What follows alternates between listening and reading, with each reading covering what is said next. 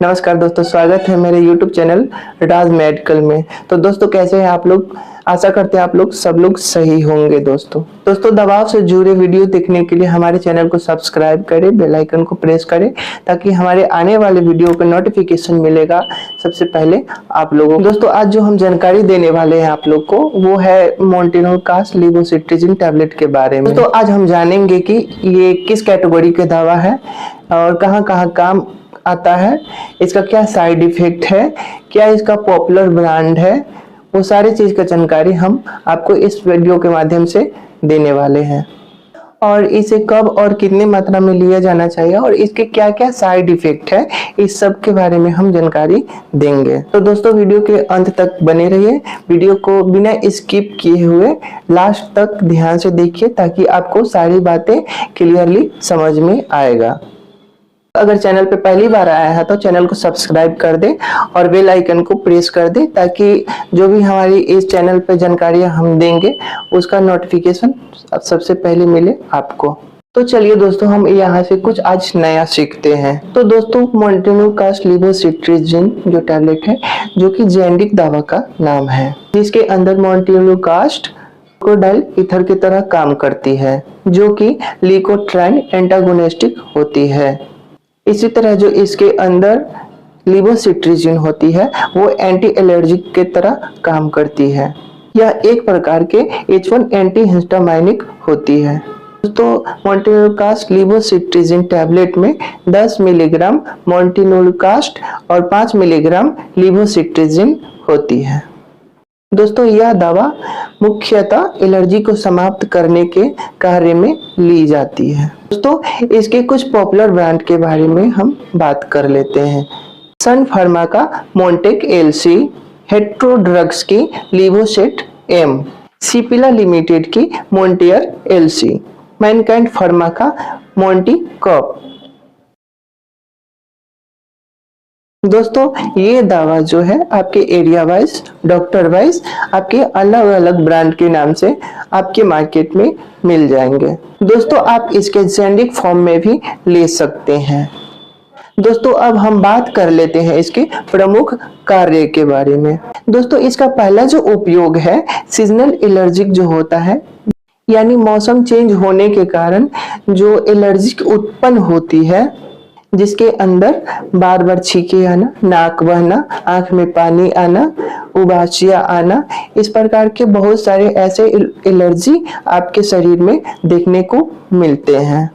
इसको ठीक करने के लिए मोन्टेनोल कास्ट लेवोसिट्राजिन टैबलेट बहुत ही फायदेमंद होती है और दोस्तों इसको बहुत बार डॉक्टरों द्वारा प्रिस्क्राइब की जाती है। दोस्तों इसका दूसरा प्रयोग जो होता है ब्रोंकाइल अस्थमा प्रोफाइलेटिक एजेंट के रूप में की जाती है, यानी कि किसी मरीज को अस्थमा का जो इलाज चल रहा है, कोई भी दवा चल रहा है, उसके साथ अगर मोन्टेनोल कास्ट लेवोसिट्राजिन टैबलेट को ऐड करके अगर पेशेंट को चलाया जाए तब पेशेंट को बहुत ही राहत महसूस होती है। दोस्तों अगर किसी व्यक्ति को अस्थमाइक अटैक आया हो तो इस दवा का प्रयोग नहीं करना चाहिए, प्रोफाइलेटिक एजेंट के तरह ही काम में लेना चाहिए। दोस्तों इसका अलग अलग उपयोग होता है। दोस्तों इसका उपयोग आर्टिक एरिया में भी होता है, जैसे कि शरीर में कभी कभी रेसेस पड़ जाते हैं, कभी कभी खुजली टाइप का होता है, कीट पतंगे के काटने की वजह से हो या फिर सीजनल इन्फेक्शन के जैसा मतलब कि होता है, कभी कभी शरीर में दाने टाइप का निकलता है, उस समय भी मोन्टेनोल कास्ट लेवोसिट्राजिन टैबलेट का उपयोग डॉक्टर द्वारा किया जाता है। दोस्तों जैसे कि हम आपको बताए हैं कि इसका अलग अलग उपयोग होता है, जैसे कि सर्दियों के मौसम में हमें जो सर्दी जुकाम होता है, कॉमन कोल्ड जिसे हम लोग बोलते हैं, जैसे कि बार बार नाके बहता है, उसके बाद बार बार छींके आता है, तो उस समय भी इस दवा का प्रयोग हम कर सकते हैं। दोस्तों कभी कभी ऐसा होता है कि गला में खड़ास आता है, गला में इन्फेक्शन बन जाता है, स्वेलिंग बन जाता है, उस समय भी हम इस मेडिसिन का उपयोग कर सकते हैं।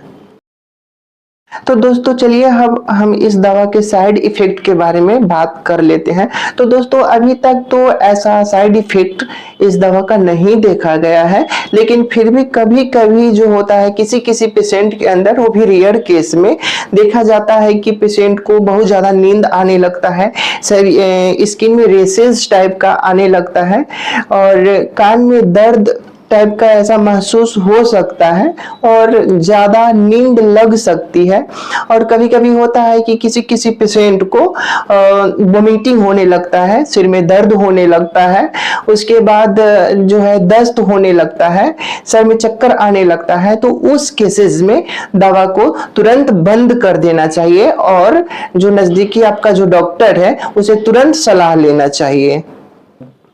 दोस्तों कुछ केसेस में चूरक स्ट्रेस सिंड्रोम देखने को मिलता है, जिसमें क्या होता है कि जो ब्लड वेसल्स होता है उसमें स्वेलिंग बन जाता है और हल्का हल्का खुजली टाइप का होने लगता है। तो उस समय भी दवा को तुरंत बंद कर देना चाहिए और अपने डॉक्टर से तुरंत ही सलाह लेना चाहिए। तो चलिए दोस्तों अब हम बात कर लेते हैं इस दवा का डोजेज के बारे में।